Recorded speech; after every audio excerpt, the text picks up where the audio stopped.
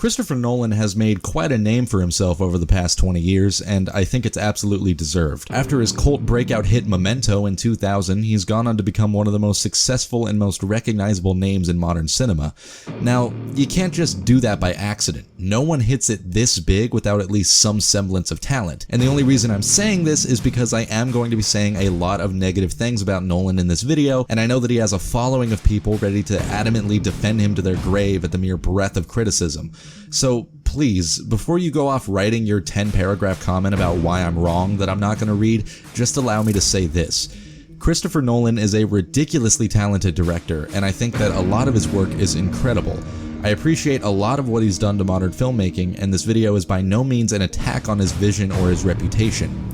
Am I clear? Alright, good. Tenet is one of the dumbest and most ridiculous things I have ever seen come out of a director of this caliber. I ordered my hot sauce an hour ago. There's a million different things I could criticize about this movie, but to save this video from being 3 hours long, I'm going to focus primarily on the one problem that I think hits this movie the hardest, and that's the characters. Characters are the basis of any attachment to fiction. Hell, it's the basis of any attachment to real life. Without a set of engaging and well-done characters, you have absolutely nothing to latch onto as a viewer. The problem with Tenet is its absolute insistence on plot over character, ignoring actual development of them entirely. There are characters there, of course, but when push comes to shove, they're nothing more than mouthpieces for exposition and plot development. One of these bullets is like us, traveling forwards through time. The other one's going backwards. Can you tell which is which?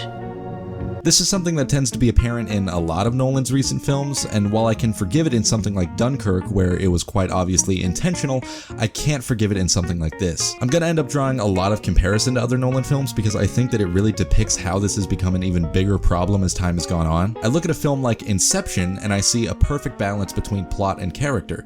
There is a set plot with set stakes, but there's also a great ensemble. The entire first half of Inception is dedicated entirely to setup, both in terms of the characters and in terms of the plot. The film has a specific concept that is integral to the entire story, that being dreams within dreams and the actual concept of Inception, and that requires a lot of explanation to make sure the audience actually understands what's happening. Inception manages to keep a delicate balance here, because if you overload your audience with exposition, they're going to get bored really easily, no matter how interesting the thing that the characters are explaining actually is. What Inception does is enhance each exposition scene with character development. You actively learn about the crew and their dynamics while you're learning about different levels of dreaming, and you end up actually caring about the characters by the time the second half of the film begins and these subjects start being executed. Might. We're gonna need to do a little better than might. Thank you for your contribution, Arthur. Forgive me for wanting a little specificity, Eames. Specificity? Tenet is on the polar opposite end of the spectrum. The concept of inversion is incredibly complex and likewise takes a lot of explaining to get the viewer up to speed. The key difference here, however, is that the characters themselves are whittled down to chess pieces moving across a predetermined board.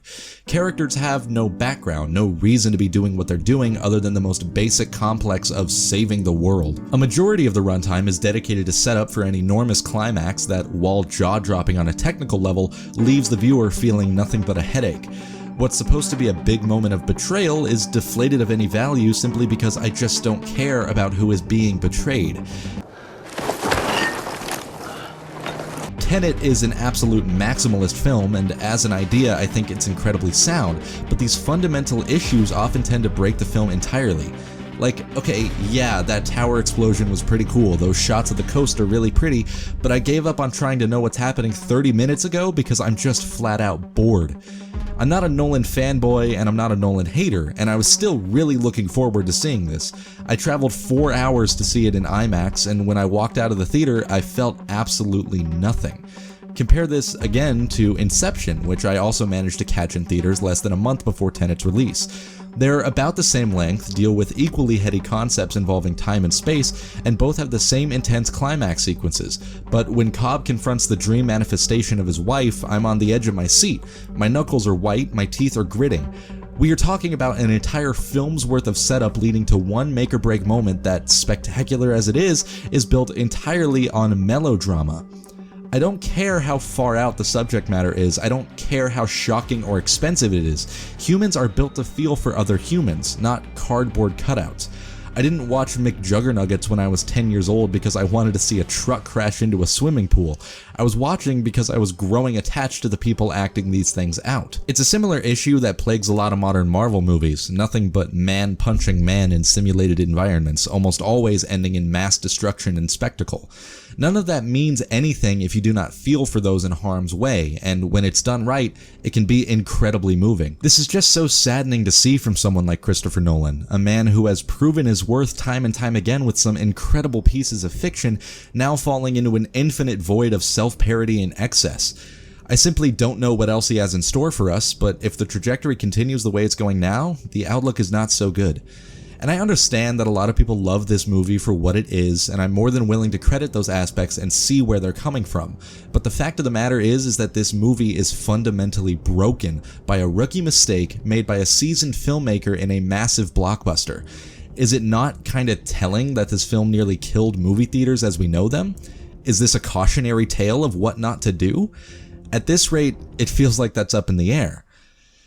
If there's one thing I hope Nolan does in the future, it's that he learns from his mistakes, while continuing to do what he's good at and improving the things that he's not. I know character can be a strong suit with Nolan because I've seen it several times before, but what I got out of Tenet was an overwhelming sense of dread, feeling as though hubris will soon take over entirely if it hasn't already. There's a good movie hidden somewhere within this mess, it's just a matter of pulling it out. Hey everybody, that took a lot longer than I thought it would, but I hope you all enjoyed the video. If you did, be sure to hit the like button, subscribe, leave a comment. I'm going to try and start uploading regularly again. I was doing pretty good there for a while and then I kind of wasn't, but hopefully we can get back into the groove. So if you enjoyed it, let me know and I will see you all in the next video.